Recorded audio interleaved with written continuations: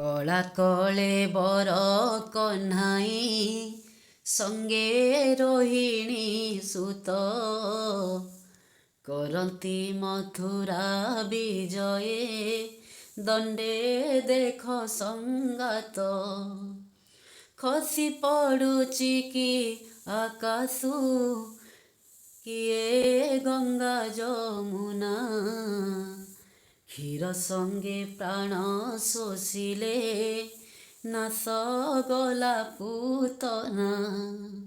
Hello dear learners, welcome to BM Learning Academy. Dear learner, आज आम व्याकरणर बहुत सुंदर पाठटी छंद और अलंकार ए विषय को आज आलोचना करिबा। छंद छंद कौन? छंद हूँ जितेबले आम गोटे काव्य बा कविता को जितेबले आम पाठ करूँ से समय निर्दिष्ट भाव में ताल लय लगे आम गान करिथाउ। ए गान करिवार नीति नियम सबु छंदर भिन्न भिन्न होता है। तेणु पद्य बा कविता रचन एक निर्दिष्ट नियम बा शैली को आम कौन कहू? छंद कहू। छंद कहू यह कविता को गतिशील कराई थाए। तेणु यह को आम पद्य रचनार वैशिष्ट्य भाव में विचार करिथाउ। गोटे गोटे निर्दिष्ट छंदरे रचित होइतबारु प्राचीन पद्य बा कविता को छांद मध्य कहते। कौन कहते? छांद कहते। संस्कृत काव्य मानकरे छंद को वृत्त बोली मध्य कहुए। वर्तमान देखिबा छंद केते प्रकार। छंद होछि दुई प्रकार, गोटे मित्राक्षर छंद आ गोटे अमित्राक्षर छंद। मित्राक्षर अमित्राक्षर। वर्तमान देखिबा पद कौन। पद होछि जेकोसी कविता केते गुड़िए पदरे विभक्त होइथांती। गांधारी देला जननी प्राणर सुमहत परिचय अक्षर हेउ पुण्य जगते धर्मर हेउ जय। एटा होछि गोटे कवितार कौन? गोटे पद। एटा एमिति पद पद मिसी गोटे कविता सृष्टि होता है। वर्तमान देखिबा पूर्ण मित्राक्षर गोटे उदाहरण। गांधारी देला जननी प्राणर सुमहत परिचय अक्षर हेउ पुण्य जगते धर्मर हेउ जय। एठारे आमे केमती जानिबा जे एटा पूर्ण मित्राक्षर कि अपूर्ण मित्राक्षर? देख एई पद दुईटी पादरे गठित। एटा गोटे पाद, एटा गोटे पाद। दुईटा पादर सम्मिश्रण रे गोटे पद होइछि। पाद काहाकू कुहाଯାଏ? पाद होछि पदर प्रत्येक पंक्ति को आमे गोटे गोटे पाद कहबा। एटा गोटे पाद, एटा गोटे पाद। प्रथम पादर शेष वर्ण सह द्वितीय पादर शेष वर्णर मिलन हब आउ तार उपधा सहित जदि तार मिलन संपूर्ण भाव में समान रहिला तो ताहले ताहाकू पूर्ण मित्राक्षर कुहाଯିबो। बुझिनबा? एठारे शेष किए अछि? चय। चय चयरे च अ य अछि चय। जयरे ज अ य जय। ए जगारे प्रथम पादर शेष वर्ण किए? य। द्वितीय पादर शेष वर्ण य। यार मेल खाइला। तापरे ए यर पूर्वरु उपधार मध्य मिलन रहिबो। उपधा किए? उपधा होछि एठारे अ। शेष वर्णर पूर्व वर्णर जो शेष स्वर को आमे उपधा बोली कहबा। एठारे अ भी अछि, एठारे जयरे भी अ बिता अर्थ अछि। याकू आमे कौन कहबा? उपधा मिलन होला बोली कहबा। तो पूर्ण मित्राक्षर कौन? पूर्ण मित्राक्षर छंदरे पादर अंत्य बा शेष अक्षर सहित तार पूर्ववर्ती जो स्वर थिबो ता सहित परवर्ती पादर अंत्य अक्षर एवं तार पूर्ववर्ती स्वरर मिलन रही थाए। याकू आमे पूर्ण मित्राक्षर कहि थाउ। बुझि पारलो? सुमहत परिचय धर्मर हेउ जय। एटा हला पूर्ण मित्राक्षर। नेक्स्ट देखिबा ଅପୂର୍ଣ୍ଣ ମିତ୍ରାକ୍ଷର। ଅପୂର୍ଣ୍ଣ ମିତ୍ରାକ୍ଷରର ଉଦାହରଣ କର୍ମକଷଣ ଦେହ ସହେ ଅରଣ୍ୟେ ଅଜଗର ପ୍ରାୟେ। ଏଠାରେ କେବଳ ଶେଷ ବର୍ଣ୍ଣର ମେଳକୁ ବିଚାରକୁ ନିଆଯାଏ। ଅପୂର୍ଣ୍ଣ ମିତ୍ରାକ୍ଷର ଛନ୍ଦରେ କେବଳ ଶେଷ ବର୍ଣ୍ଣର ମେଳକକୁ ବିଚାର କରାଯାଏ। ଶେଷ କିଏ? ହେ। ଏହାର ଶେଷ ପ୍ରାୟେ ଇଏ। ଏହା ପାଖାପାଖି ସମାନ ଅଛି। ତେଣୁ ଏହା ହେଉଛି ଅପୂର୍ଣ୍ଣ ମିତ୍ରାକ୍ଷର ଛନ୍ଦର ଉଦାହରଣ। ପ୍ରଥମ ପାଦରେ ଅ ରହିଲା ଏହାର ଉପଧା, ଦ୍ୱିତୀୟ ପାଦରେ ଆ ରହିଲା ଏହାର ଉପଧା। ତାହେଲେ ଏଠାରେ ଉପଧାର ମେଳ ଖାଉନାହିଁ। ତେଣୁ ଏହା ହେଉଛି ଅପୂର୍ଣ୍ଣ ମିତ୍ରାକ୍ଷର। ପୂର୍ଣ୍ଣ ମିତ୍ରାକ୍ଷର କାହିଁକି କୁହାଗଲା ବୁଝିହେଲା? ପୂର୍ଣ୍ଣ ମିତ୍ରାକ୍ଷର ହେଉଛି ଏହା ସମ୍ପୂର୍ଣ୍ଣ ଭାବରେ ପଦମାନଙ୍କରେ ମିତ୍ର ଅକ୍ଷରମାନଙ୍କୁ ଦେଖିବାକୁ ମିଳିଲା, ତ ତେଣୁ ଏହାକୁ ପୂର୍ଣ୍ଣ ମିତ୍ରାକ୍ଷର କୁହାଗଲା। ଏକପଦୀ କ୍ଷୁଦ୍ର କବିତା ମଧ୍ୟ ଅଛି। ସେ ଏକପଦୀ କ୍ଷୁଦ୍ର କବିତା ମଧ୍ୟରୁ ଗୋଟିଏ ଦେଖିବା କୁଆଁତାରା।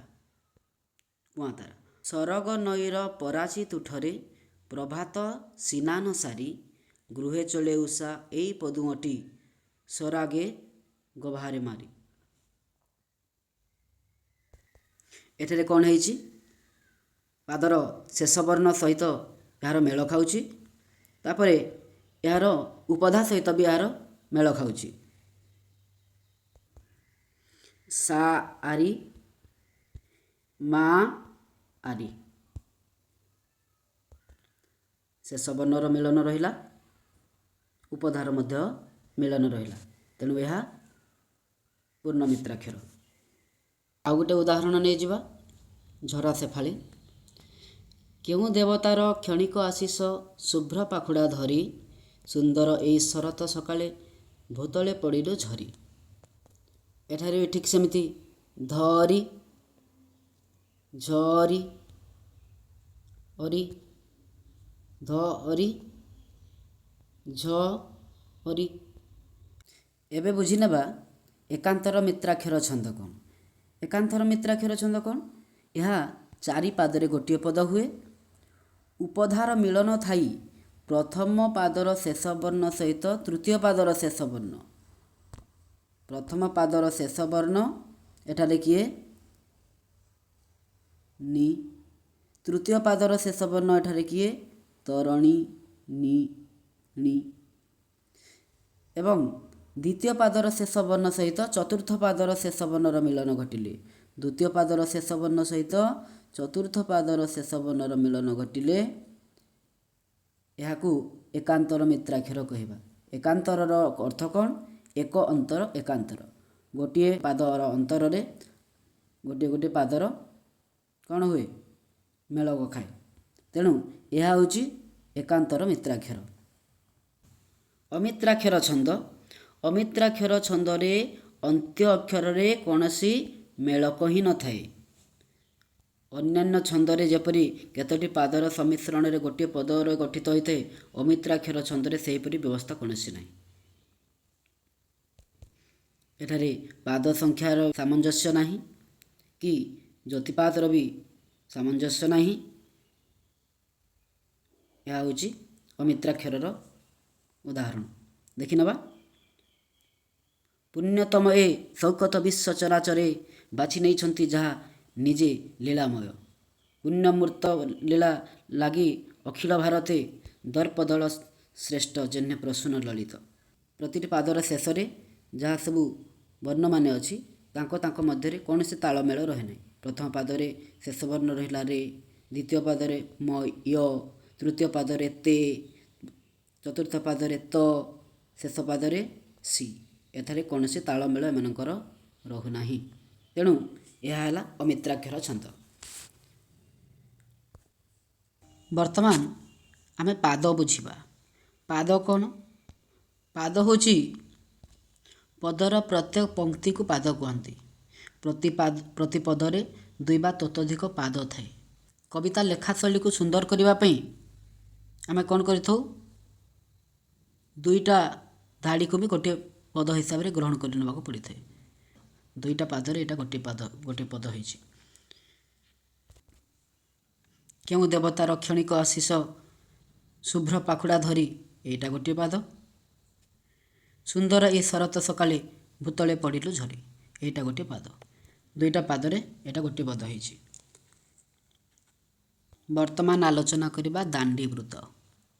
କ'ଣ? ଦାଣ୍ଡିବୃତ୍ତ। ଦାଣ୍ଡିବୃତ୍ତ ଏହା ଦୁଇଟି ପାଦରେ ଗୋଟିଏ ପଦ ହୁଏ। ପ୍ରତ୍ୟେକ ପାଦର ଅକ୍ଷର ସଂଖ୍ୟା ସମାନ ନୁହେଁ। ପ୍ରତ୍ୟେକ ପାଦର ଅକ୍ଷର ସଂଖ୍ୟା ସମାନ ନୁହେଁ।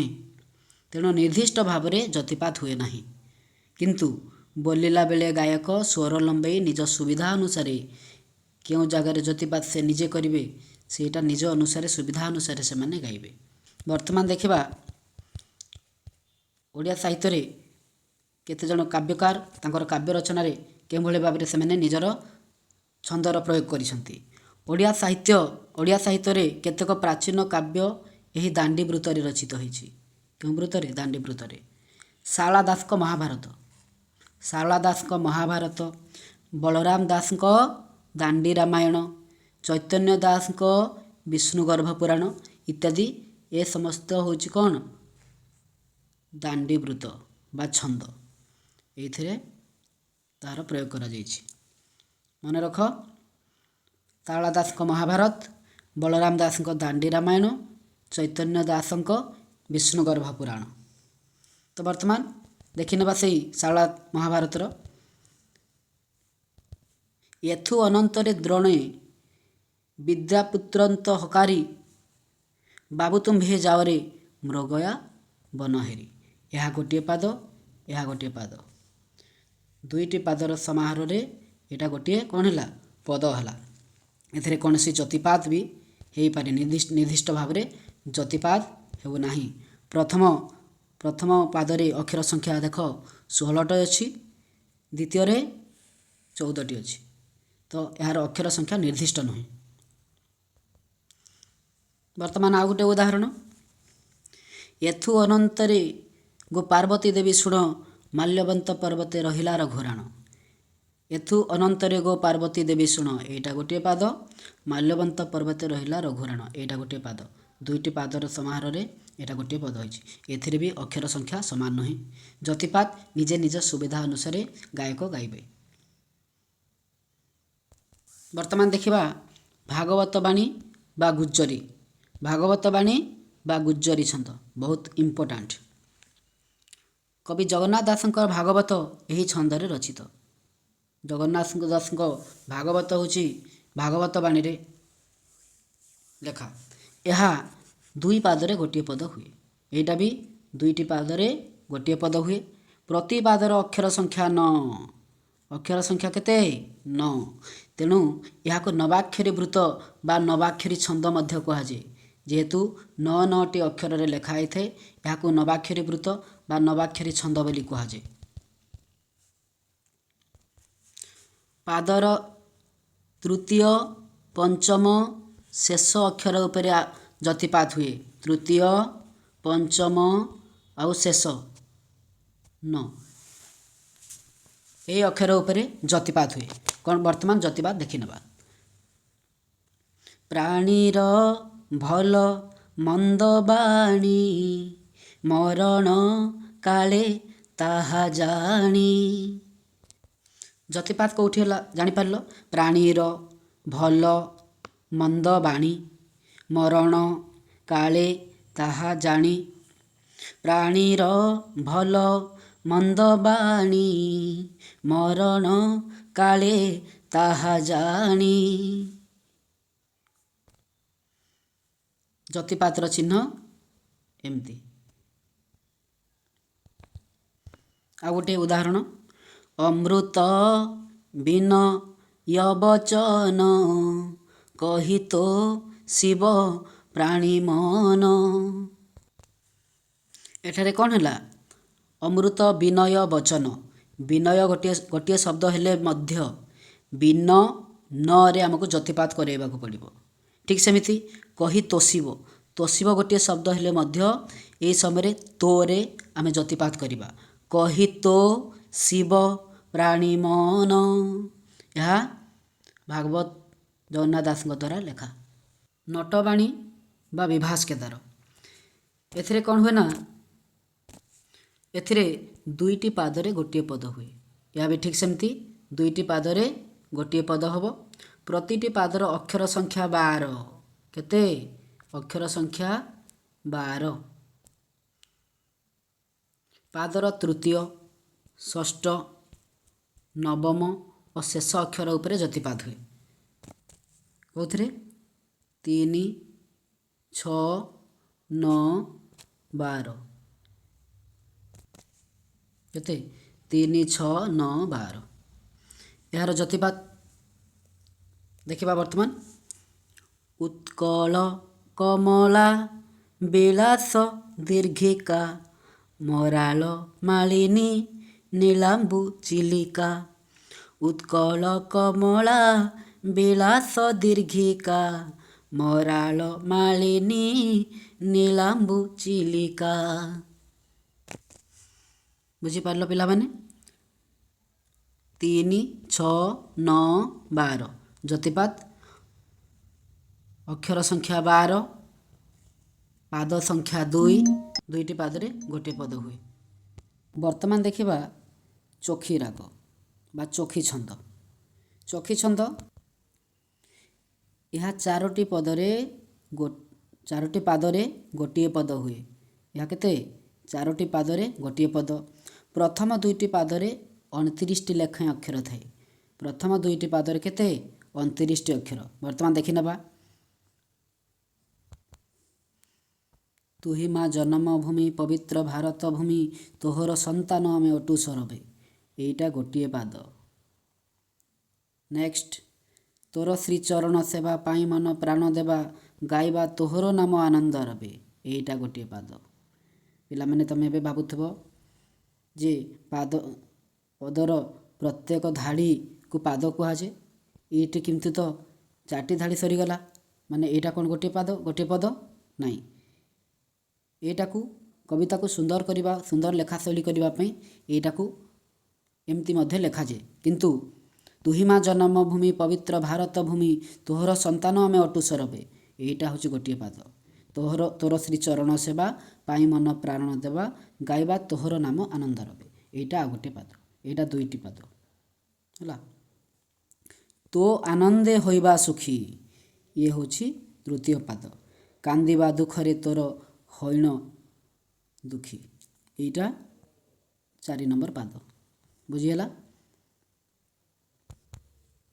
चोखी यह 4टी पादरे गोटे पद हुए प्रथम दुईटी पादरे 29टी लेखाएं अक्षर थाए तृतीय पादरे 9टी अक्षर चतुर्थ पादरे केते 13टी अक्षर 29 29 9 13 प्रथम पादर दुईटीर षष्ठ अक्षर अष्टम अक्षर चतुर्दश अक्षर षोडश द्वाविंश चतुर्विंश और शेष अक्षर अर्थात 29 नंबर अक्षर उपरे जतिपात हुए यहाँ मन रखापी सर्टली लिखि दिखाई भी 6 2 6 2 6 2 5 जेहेतु तृतीय पादरे अक्षर संख्या केते 9 6 नंबर अक्षर और 3 नंबर अक्षर उपरे जतिपात हम तापर चतुर्थ पादरे 13टी अक्षर रोचे 13टी अक्षर उपरे 6 नंबर अक्षर तापर 7 8 नंबर अक्षर उपरे तापर 13 नंबर अक्षर उपरे माने 6 2 5 ए हिसाब रे मन रखापी करा 6 2 6 2 6 2 5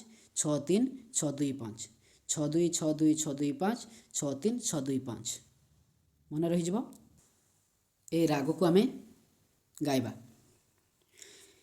तुही माँ जन्म भूमि पवित्र भारत भूमि तोहर संतान आम्भे अटू सरबे आउ टे सुंदर करी गाइबा तुही माँ जन्म भूमि पवित्र भारत भूमि तोहर संतान आम्भे अटू सरबे तोर श्रीचरण सेवा पाई मन प्राण देवा गाइबा तोहर नाम आनंद रबे तो आनंदे होइबा सुखी कांदिबा दुखरे तोर होइन दुखी ତୁମ ସାହିତ୍ୟ ବହିର ମଙ୍ଗଳେ ଅଇଲା ଉଷା ବି ଠିକ୍ ସେମିତି ଚୋଖୀ ରାଗରେ ହିଁ ଲେଖା ହେଇଛି। ମଙ୍ଗଳେ ଅଇଲା ଉଷା ବେକ ଚରା ଜୀବ ଦୃଶା ଜାନକୀ ଦର୍ଶନ ତୃଷା ହୃଦୟେ ବହି କର ପଲ୍ଲବେ ନିହାର ମୁକ୍ତା ଧରି ଉପହାର ସତୀଙ୍କ ବାସ ବାହାର ପ୍ରାଙ୍ଗଣେ ରହି କଳକଣ୍ଠ କଣ୍ଠେ କହିଲା ଦର୍ଶନ ଦିଅ ସତୀ ରାତି ପାହିଲା। ବର୍ତ୍ତମାନ ଦେଖିବା ବଙ୍ଗଳାଶ୍ରୀ। ବଙ୍ଗଳାଶ୍ରୀ ଛନ୍ଦ। ବଙ୍ଗଳାଶ୍ରୀ ଛନ୍ଦ ଦୁଇଟି ପାଦ ବିଶିଷ୍ଟ, ଅର୍ଥାତ୍ ଦୁଇଟି ପାଦରେ ଗୋଟିଏ ପଦ ହୁଏ। ପ୍ରତ୍ୟେକ ପାଦର ଅକ୍ଷର ସଂଖ୍ୟା 20। ଏଇଟା କେତେ? ଅକ୍ଷର ସଂଖ୍ୟା, ପ୍ରତି ପାଦର ଅକ୍ଷର ସଂଖ୍ୟା 20। ଦୁଇଟି ପାଦରେ ଗୋଟିଏ ପଦ ହୁଏ। ପ୍ରଥମ ପାଦ ଓ ଦ୍ୱିତୀୟ ପାଦର ଷଷ୍ଠ, ଦ୍ୱାଦଶ, ଅଷ୍ଟାଦଶ ଓ ଶେଷ, ଅର୍ଥାତ୍ 20 ନମ୍ବର। 6 ନମ୍ବର ଅକ୍ଷର, 12 ନମ୍ବର ଅକ୍ଷର, 18 ନମ୍ବର ଅକ୍ଷର ଆଉ 20 ନମ୍ବର ଅକ୍ଷର। 6, 12, 18, 20। 6, 12, 18, 20 ଏହି ଅକ୍ଷର ଉପରେ ଯତିପାତ ହୁଏ।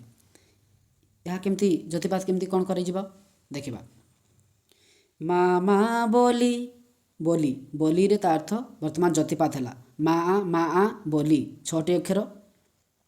କେତେ ମୁଁ ଡାକିଲି 12 ନମ୍ବର ଅକ୍ଷର। ମାକୁ ପାଇଲି 18 ନମ୍ବର ଅକ୍ଷର। ନାହିଁ 20 ନମ୍ବର ଅକ୍ଷର। ମା ମା ବୋଲି କେତେ ମୁଁ ଖୋଜିଲି ମାକୁ ପାଇଲି ନାହିଁ। ଭାଇ ଭାଇ ବୋଲି କେତେ ମୁଁ ଡାକିଲି ନଦେଲେ ଉତ୍ତର କେହି। ମଧୁସୂଦନ ଦାସଙ୍କ ଲେଖା ସନ୍ତାନର ଉକ୍ତି।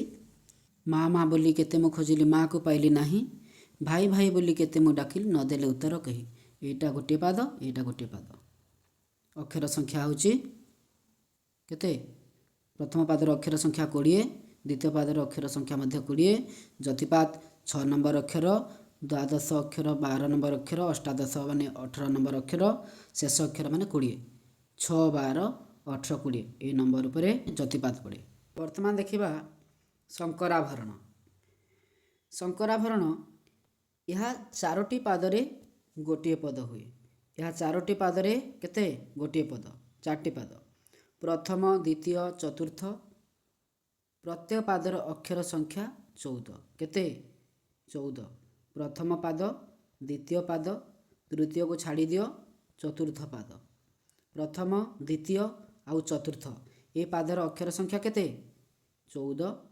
ଏହା ବି 14। 4 ନମ୍ବର ବି 14। କିନ୍ତୁ ତୃତୀୟ ପାଦର ଅକ୍ଷର ସଂଖ୍ୟା କେତେ? 8। 14, 14, 8, 14 ଏମିତିକି ମନେ ରଖି ହେଇଯିବ। 14, 14, 8, 14। ପ୍ରଥମ, ଦ୍ୱିତୀୟ ଆଉ ଚତୁର୍ଥ ପାଦର ଅଷ୍ଟମ ଅକ୍ଷର, ଏକାଦଶ ଅକ୍ଷର ଏବଂ ଶେଷ ଅକ୍ଷର ଅର୍ଥାତ୍ 14 ନମ୍ବର ଅକ୍ଷର, 8 ନମ୍ବର ଅକ୍ଷର, 11 ନମ୍ବର ଅକ୍ଷର ଆଉ 14 ନମ୍ବର ଅକ୍ଷର ଉପରେ କ'ଣ ହୁଏ? ଯତିପାତ ହୁଏ। ତୃତୀୟ ପାଦରେ ଅକ୍ଷର ସଂଖ୍ୟା 8 ଥିବାରୁ କେଉଁଥିରେ ଯତିପାତ ହୁଏ? ନା ଦ୍ୱିତୀୟ ଅକ୍ଷର, ଷଷ୍ଠ ଅକ୍ଷର ଆଉ ଶେଷ ଅକ୍ଷର 8। 2 ନମ୍ବର ଅକ୍ଷର, 6 ନମ୍ବର ଅକ୍ଷର ଆଉ 8 ନମ୍ବର ଅକ୍ଷରରେ ଯତିପାତ ହୁଏ। ପ୍ରଥମ ପାଦର ଅକ୍ଷର ସଂଖ୍ୟା 14, ଦ୍ୱିତୀୟ ପାଦର ଅକ୍ଷର ସଂଖ୍ୟା 14, ତୃତୀୟ ପାଦର ଅକ୍ଷର ସଂଖ୍ୟା 8, ଚତୁର୍ଥ ପାଦର ଅକ୍ଷର ସଂଖ୍ୟା 14। ବର୍ତ୍ତମାନ ଏହାର ଯତିପାତ କେମିତି ହୁଏ ଦେଖିବା। ହେ ଆନନ୍ଦମୟ କୋଟି ଭୁବନ ପାଳକ। କୋଟିରେ ଯତିପାତ ହେବ ଭୁବନ ପାଳକ। ହେ ଆନନ୍ଦମୟ କୋଟି, ଏଇଟା 8 ନମ୍ବର ଅକ୍ଷର। ତାପରେ ଭୁବନ 9, 10, 11, 11 ନମ୍ବର। ତାପରେ 14 ନମ୍ବର ଅକ୍ଷରରେ ଯତିପାତ ହେଲା। ୟାକୁ ସୁର ଲଗାଇ ଗାଇବା। ହେ ଆନନ୍ଦମୟ କୋଟି ଭୁବନ ପାଳକ ଅଧମ ଅକ୍ଷମ ମୁଁ ମୋହି ଅବୋଧ ବାଳକ। ଜ୍ଞାନ ଦାତା ଭଗବାନ, ଦିଅ ମୋତେ ଶୁଭ ବୁଦ୍ଧି, ଦିଅ ଦିବ୍ୟ ଜ୍ଞାନ। ହେ ଆନନ୍ଦମୟ କୋଟି ଭୁବନ ପାଳକ, ଅଧମ ଅକ୍ଷମ ମୋହି ଅବୋଧ ବାଳକ।